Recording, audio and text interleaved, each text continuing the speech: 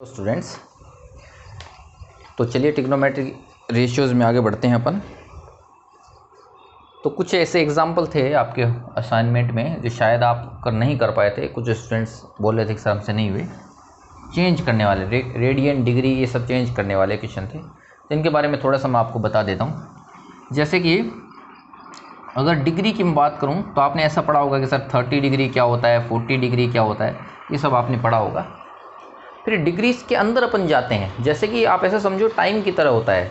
जैसे 1 घंटा होता है, 1 घंटे के अंदर अगर और जाते हैं तो 60 सेकंड फिर अपन को 60 मिनट्स हमको मिलती हैं।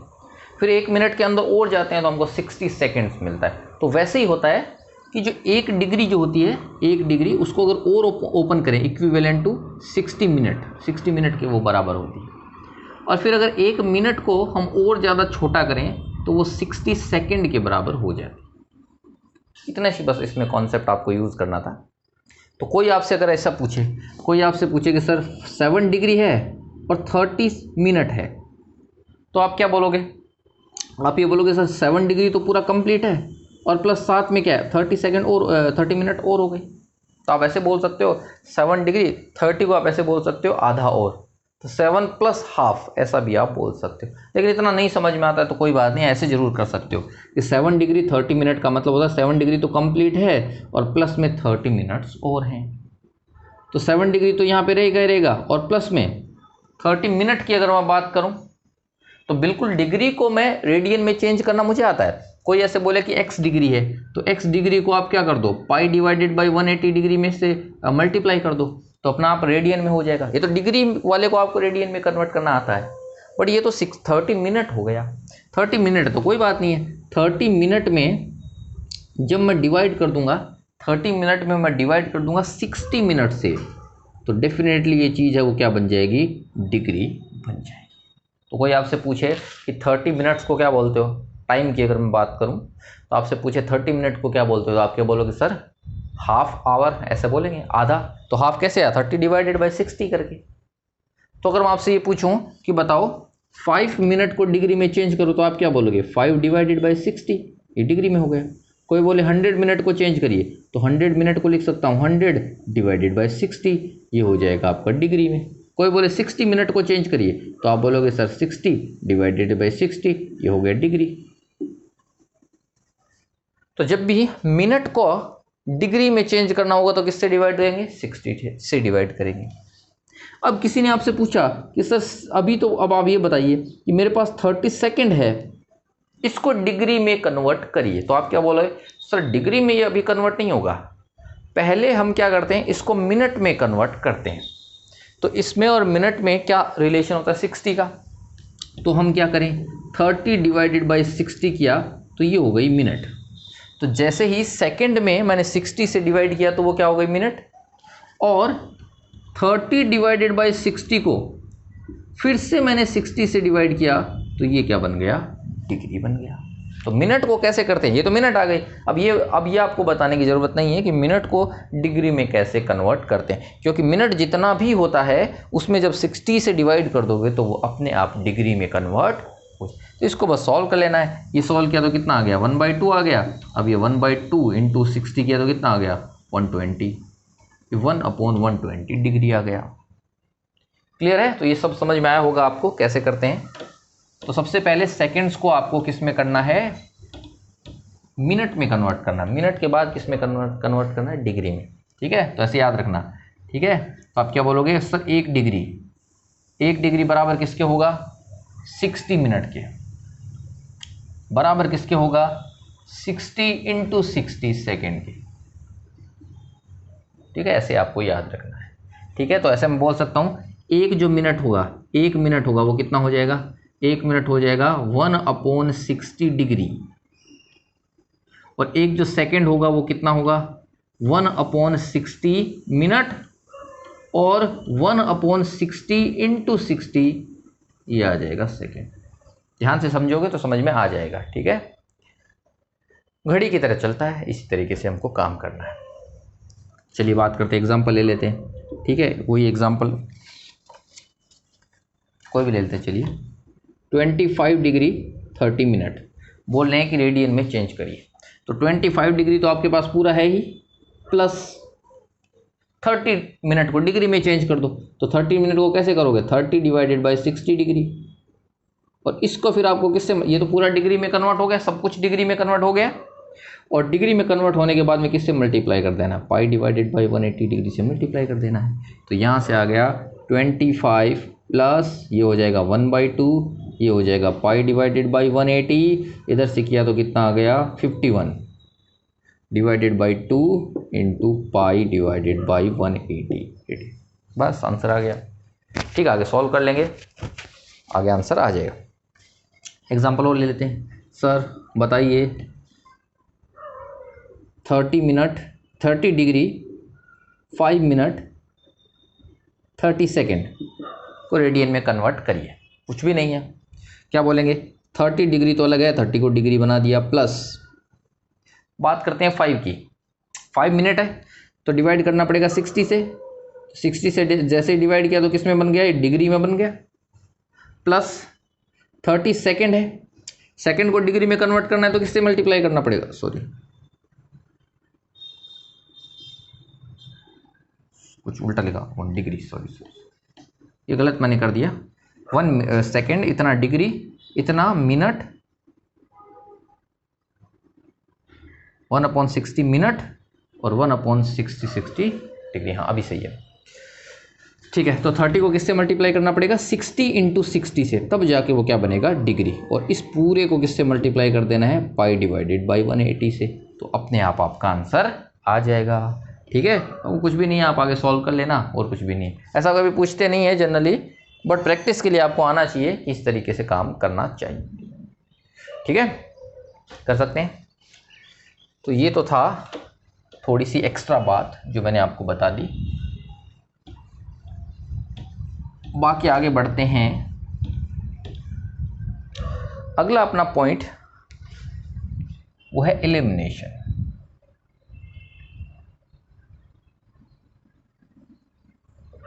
ठीक है, आपको एलिमिनेट करना सीखना है। किस तरीके से एलिमिनेट करते हैं वेरिएबल्स को, ये आपको हमेशा कैसे हमको अप्रोच करना पड़ेगा, ये अभी अपन सीखेंगे। सबसे पहली बात आपको याद रखना है, टू फाइंड n वेरिएबल्स, कि पहले भी मैं बता चुका हूं आपको, वी रिक्वायर्ड n इक्वेशंस। दूसरी चीज, to eliminate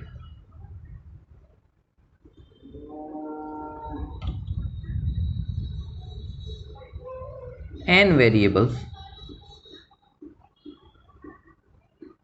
we required n+1 equation.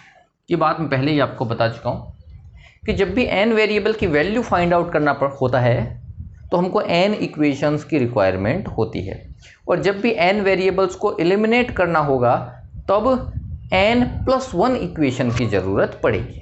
ठीक है, उन n इक्वेशन से हम वैल्यू फाइंड करेंगे और n+1 इक्वेशन से उन वैल्यू को पुट करके एलिमिनेट करेंगे वेरिएबल को। एलिमिनेट करने का यही मतलब होता है। जैसे कि फॉर एग्जांपल अपन लेते हैं, कुछ इस तरीके से है, eliminate theta between a sec theta is equals to 1 minus b tan theta, और a² sec square theta 5 plus b² tan square theta. तो क्वेश्चन कुछ इस तरीके से आया कि इन दोनों इक्वेशन से थीटा को एलिमिनेट करिए। तो पहला क्वेश्चन मेरा ऐसा उठेगा, क्या थीटा एलिमिनेट हो सकता है क्या? तो आप बोलोगे कि सर जितने वेरिएबल को आपको एलिमिनेट करना है उनसे एक ज़्यादा इक्वेशन आपको चाहिए। तो यहाँ आपको पता है कि थीटा हमको ओनली एक वेरिएबल है जिसको एलिमिनेट करना है, तो थीटा अकेला वेरिएबल है, सिंगल वेरिएबल थीटा है, उसको एलिमिनेट करना है। तो इक्वेशन कितनी हमको चाहिए? 2 इक्वेशन हमको चाहिए। ठीक है, अगर एक थीटा को एलिमिनेट करना है तो हमको 2 इक्वेशंस की रिक्वायरमेंट होगी, जो कि इसने दे रखा है। 2 इक्वेशन अलग अलग दे रखी हैं, इन्हीं की हेल्प से हमको इनको एलिमिनेट करना है। एलिमिनेट करने का मतलब क्या होता है? इसका मतलब होता है कि इन दोनों को मिला के कुछ ऐसा बनाइए, इन दोनों से आप इस तरीके से कोई एक इक्वेशन जनरेट करिए जिसमें हमको थीटा नहीं दिखना चाहिए। तो जैसे ही वो इक्वेशन आ जाएगी आप बोलोगे कि थीटा एलिमिनेट हो गया है। ठीक है, कैसे करें ये देखिए ध्यान से। तो आप देखोगे सर किस तरीके से करें, तो आप देखोगे सर यहाँ पे जो इक्वेशन नंबर 2 आपको दिख रही है इसमें स्क्वायर में है tan square theta sec square theta, और इसमें स्क्वायर में है नहीं है। तो एक तरीका तो ये है कि सर हम क्या करते हैं, इधर से इसको स्क्वायर कर देते हैं। जो इक्वेशन 1 है इसको हम क्या कर देते हैं, स्क्वायर। तो मैंने क्या किया, इक्वेशन 1 का होल स्क्वायर कर दिया। तो इक्वेशन 1 का जब मैं होल स्क्वायर करूंगा तो इधर मुझे क्या मिलेगा, A square sec square theta is equals to 1 minus B tan theta का होल स्क्वायर। तो ये बन जाएगा A square sec square theta is equals to, इसको ओपन करना आता है, 1 माइनस 2b टेन थीटा और plus B square tan square theta. ये शायद आपको आता है फॉर्मूला ओपन करना, वही मैंने किया है। ठीक है, तो ये इक्वेशन नंबर पहली को हमने स्क्वायर कर दिया है, और दूसरी वाली इक्वेशन पहले से अपने पास थी क्या, A square sec square theta is equals to 5 plus B square tan square theta. ध्यान से देखिए, अगर दोनों को मैं माइनस कर दूं, ये माइनस हो जाएगा, ये माइनस हो जाएगा, ये माइनस हो जाएगा, दोनों को मैंने माइनस कर दिया। तो माइनस किया तो आप देखोगे ये तो पूरा कैंसिल हो जाएगा, तो इधर कैंसिल हो गया तो बच गया 0 इज इक्वल्स टू, यहाँ 1 में से 5 जाएगा तो कितना हो जाएगा, -4। ये तो इससे कैंसिल हो जाएगा पूरा का पूरा, तो बन जाएगा -2b टेन थीटा। तो ये आपके पास बच गया। क्या ये आंसर है क्या, नहीं आंसर है। आप बोलोगे सर यहाँ तो अभी भी थीटा है, ये आंसर नहीं है, कोई बात नहीं है। तो यहाँ से टेन थीटा के आंसर हम निकाल लेते हैं, यानी ये हो गया 4 is equals to -2b tan theta. तो अगर मैं आपसे पूछूं टेन थीटा यहाँ से कितना होगा, तो -2b को जब आप नीचे भेजोगे तो ये बन जाएगा -2 डिवाइडेड बाई b। तो टेन थीटा की वैल्यू कितनी हो जाएगी, -2 डिवाइडेड बाई b। ठीक है, तो ये टेन थीटा की वैल्यू हमने कैलकुलेट कर दी है। अभी आगे बढ़ते हैं, इस इक्वेशन को ध्यान से देखिए। तो अगर आपको टेन थीटा की वैल्यू पता है तो आप बताइए टेन स्क्वायर थीटा की वैल्यू कितनी हो जाएगी। तो आप बोलोगे टेन स्क्वायर की वैल्यू हो जाएगी 4/b स्क्वायर, इसी को मैंने स्क्वायर कर दिया है तो टेन स्क्वायर की वैल्यू आ गई। और अगर मैं आपसे पूछूं सेक स्क्वायर थीटा की वैल्यू कितनी होगी, तो आप बोलोगे सर सेक स्क्वायर थीटा तो होता है 1 प्लस टेन स्क्वायर थीटा। तो मुझे पता चल जाएगा 1 प्लस टेन स्क्वायर थीटा की जगह 4/b स्क्वायर। दोनों को अगर आप सॉल्व करें तो 1 मिनट में बता सकते हो b square plus 4/b square. ये वैल्यू किसकी आ गई है, सेक स्क्वायर थीटा की और टेन स्क्वायर थीटा की। अब तो कोई टेंशन ही नहीं है, क्यों, इसको मिटा रहा हूं देखिए। तो जैसे ही हमने देखा कि भाई टेन थीटा यानी टेन स्क्वायर थीटा और सेक स्क्वायर थीटा की वैल्यू हमको मिल गई है, इसमें हमने पुट कर दिया तो ये आ गया A square into sec square theta की जगह लिखा B square plus 4 divided by B square is equals to 5 plus B square into tan square theta की जगह कितना लिख दिया हमने, 4/b स्क्वायर। ये बी स्क्वायर से बी स्क्वायर कैंसिल हो जाएगा, यहाँ से आपको मिल जाएगा A square B square plus, चलिए छोड़ो सीधा लिखिए, ये मिलेगा A square into B square plus 4, ये तो रहेगा ही रहेगा, 5 प्लस 4 हो जाएगा 9, और 9 को ये बी स्क्वायर मल्टीप्लाई करेंगे तो आंसर आ जाएगा 9b स्क्वायर। तो ये जो चीज़ बची ये आपका फाइनल आंसर होगा। क्यों होगा फाइनल आंसर, देख सकते हो इसमें कोई थीटा नहीं है। तो थीटा नहीं है इसका मतलब ये आपका फाइनल आंसर हो जाएगा। इसी को हम बोलते हैं एलिमिनेट करना। तो पहला क्वेश्चन मैंने आपको बताया जिस क्वेश्चन की हेल्प से हमने एलिमिनेट करना सीखा है वेरिएबल्स को। कोई बात नहीं, अगर आपको थोड़ा कम समझ में आया है तो एक क्वेश्चन अपन और लेते हैं, और अच्छे से आपको समझ में आएगा। ठीक है, तो अगला क्वेश्चन है कुछ इस तरीके से बोला गया, if ax upon cos theta plus by upon sine theta is equals to a square minus B square and ax sine theta divided by cos square theta minus by sine theta divided by sine square theta is equals to 0, then prove that, ठीक है, इसका मतलब है then prove that a x raise to the power 2/3 b y raise to the power 2/3 is equals to a square minus B square whole power 2/3। ठीक है, ये question है, इसको आपको सॉल्व करना है, ऐसा बोला गया। ठीक है, साथ में बोला गया है theta is in first quadrant. ये भी एक इंफॉर्मेशन दे रखी है, क्यों दे रखी है आपको आगे समझ में आएगी बात। साथ में दे रखा है कि थीटा जो भी है वो फर्स्ट क्वाड्रेंट में है। तो इस क्वेश्चन को देख के अच्छा आप बोलोगे सर ये तो प्रूव दैट वाला है, फिर एमसीक्यू में ये कैसे आएगा? वो आपको टेंशन लेने की जरूरत नहीं। क्यों? क्योंकि आपसे बोल दिया जाएगा if this and this then, ऐसे बोल दिया जाएगा। ऑप्शन ए में ये लिखा होगा, ऑप्शन बी में कुछ और लिखा होगा, ऑप्शन सी में कुछ और लिखा होगा, डी में कुछ और लिखा होगा, और आपसे पूछा जाएगा इन चारों में से कौन सा ऑप्शन सही होगा। तो प्रूव दैट का क्वेश्चन उसमें उठेगा ही नहीं, आपको देखना पड़ेगा कि कौन से वाला सही है। ठीक है, तो क्या करें, चलिए देखते हैं, सोचते हैं। सबसे पहले मुझे समझ में आया कि सर पहली और जो दूसरी इक्वेशन आपको दे रखी है उसमें तो cos थीटा sin थीटा यानी थीटा उसमें है, लेकिन जो ये इक्वेशन दे रखी है उसमें तो थीटा है ही नहीं है, x है, y है, a है, b है, लेकिन थीटा इसमें नहीं है। तो बात मुझे समझ में आ गई कि सर थीटा हटाने वाला काम हमको करना है, यानी थीटा को एलिमिनेट करना है। ठीक है, अब क्वेश्चन बन गया इसको और इसको यूज करके थीटा को एलिमिनेट करना है। चलिए कर देते हैं। सबसे पहले ध्यान से देखते हैं।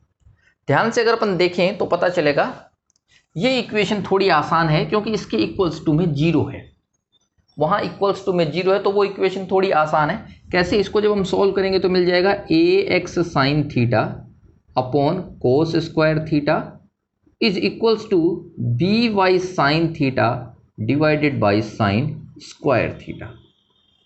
ठीक है, शायद मैंने सही लिखा है, A X sine theta B Y cos theta, sorry मैंने गलत लिखा है, यहां पे होगा कोस थीटा, यानी यहां पे क्या आएगा कोस थीटा। ठीक है, ये सही है।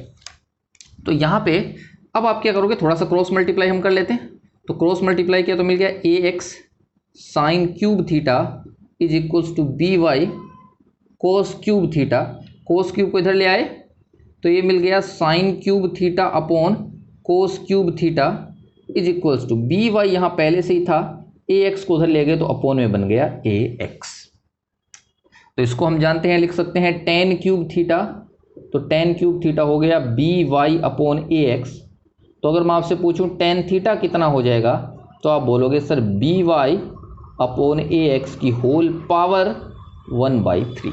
ये तो आपको समझ में आता होगा, शायद ये समझ में आता होगा कि सर इस साइड पावर 3 है, पावर 3 को उस साइड भेजेंगे तो पावर 1/3 हो जाती है। ये तो शायद आपको पता हो। तो चलिए इस तरीके से हमने काम कर दिया। तो यानी टेन थीटा की वैल्यू कुल मिला के हमको अभी पता चल गई है।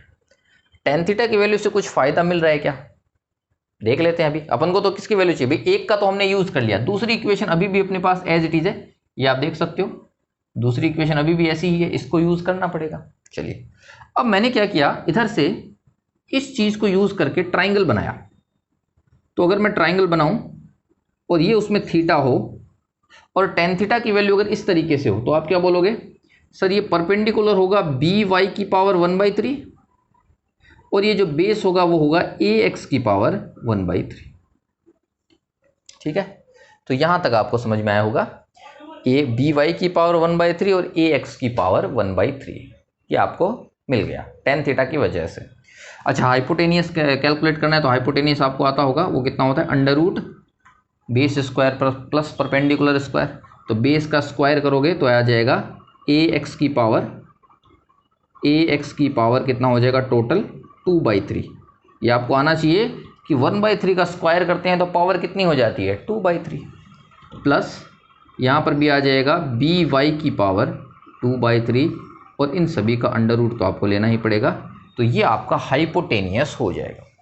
तो ये परपेंडिकुलर था, ये बेस था, ये हो जाएगा हाइपोटेनियस। कोई इसमें नई बात नहीं है सर, ये हम बचपन से करते आ रहे हैं, ये आप जानते हैं। तो बेस जो भी होता है उसका स्क्वायर करिए, परपेंडिकुलर जो भी होता है उसका स्क्वायर करिए, बेस का स्क्वायर करिए, दोनों को ऐड कर दीजिए तो हाइपोटेनियस हमेशा ही निकल जाएगा। तो आधी रात को भी अगर उठा के हमसे कोई पूछे तो ये काम तो हम कभी भी कर सकते हैं। बस इतना पता होना चाहिए कि पावर 1/3 का स्क्वायर करें तो कितना मिलता है, पावर 2/3। कोई पूछे पावर 1/3 की पावर 5 करें तो कुछ भी नहीं है, अगर कोई पूछे x की पावर 1/3 है, उसके ऊपर पावर 5 कर दें तो आंसर कितना, x की पावर 5/3। उसमें तो हमको कोई टेंशन है ही नहीं। तो ये हो गया। अच्छा ठीक है, अब अगर मैं आपसे पूछूं बताओ मुझे साइन थीटा कितना होगा।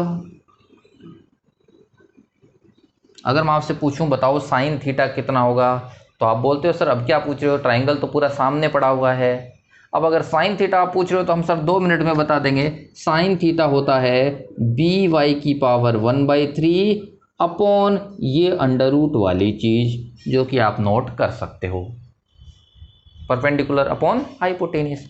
मैंने पूछा कोस थीटा बताइए, तो आप बोलोगे सर क्यों मजाक कर रहे हो, ये तो ax की पावर 1/3 और अंडर रूट में ये आ जाएगा। तो आप बोलोगे सर कुछ टफ चीज़ पूछिए, ये क्या आसान सी चीज़ें आप पूछ रहे हो।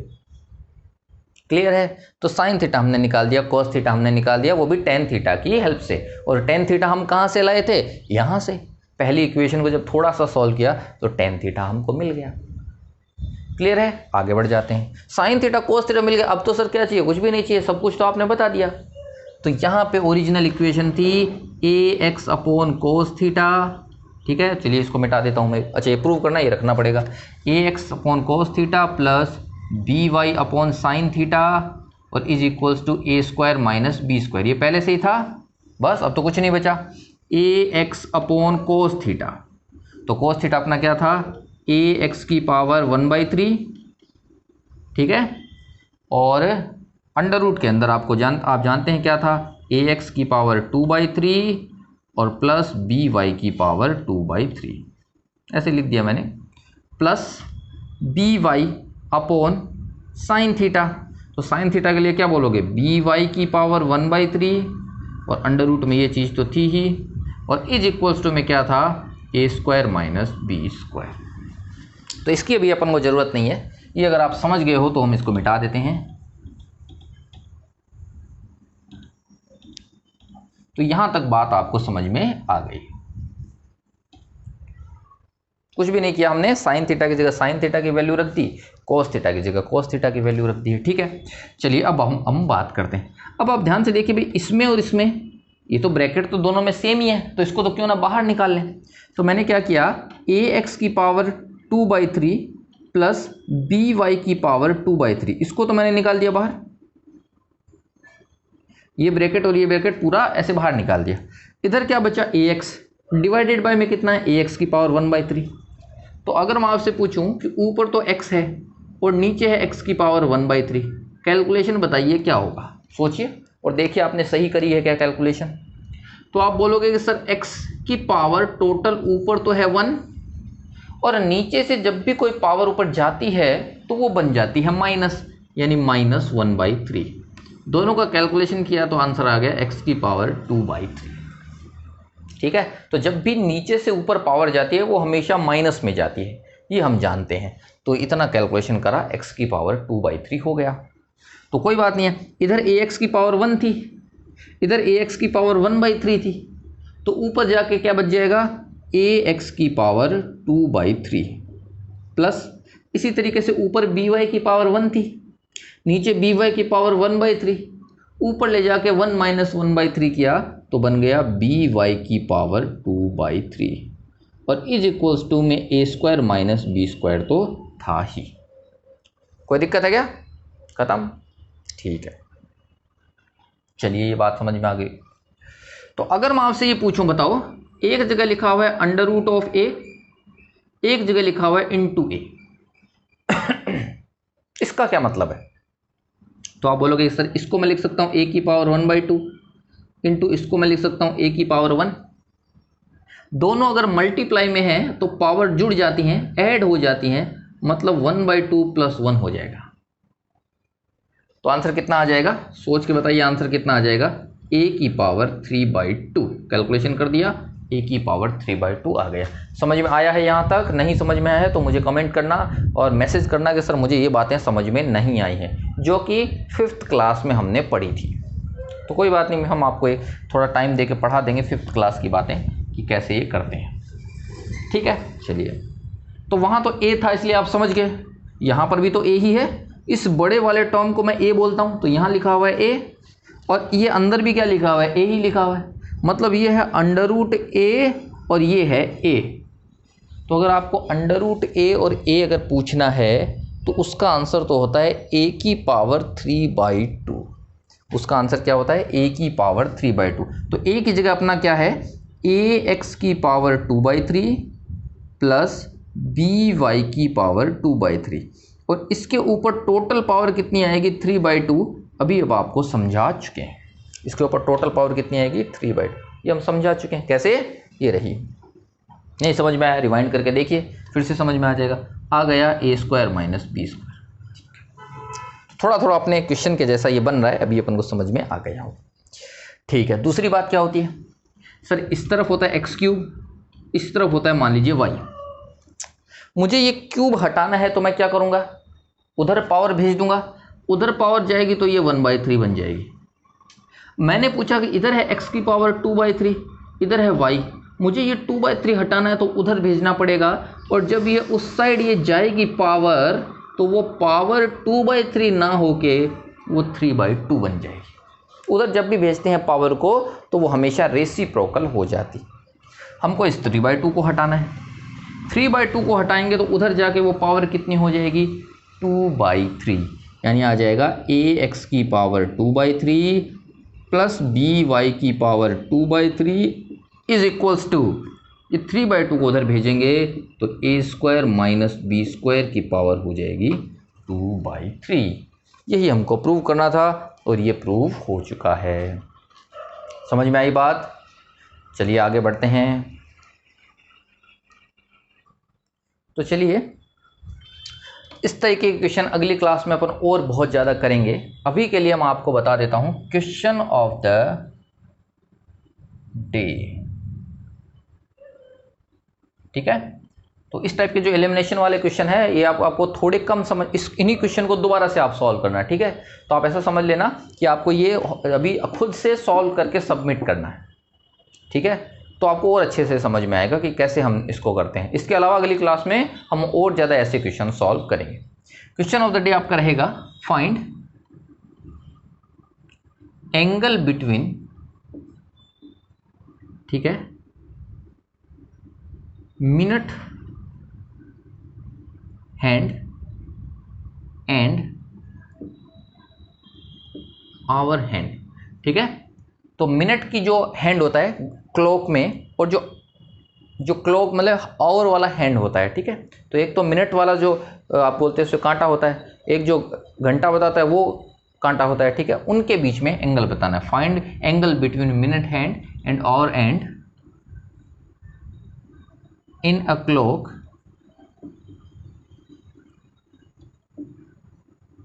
When time is 7:30 PM। तो जब 7:30 PM होगा, 7:30 टाइम रहेगा, उस टाइम पे मिनट एंड और जो आवर का हैंड है उनके बीच में कितना एंगल बनेगा ये आपको बताना है। क्लियर है?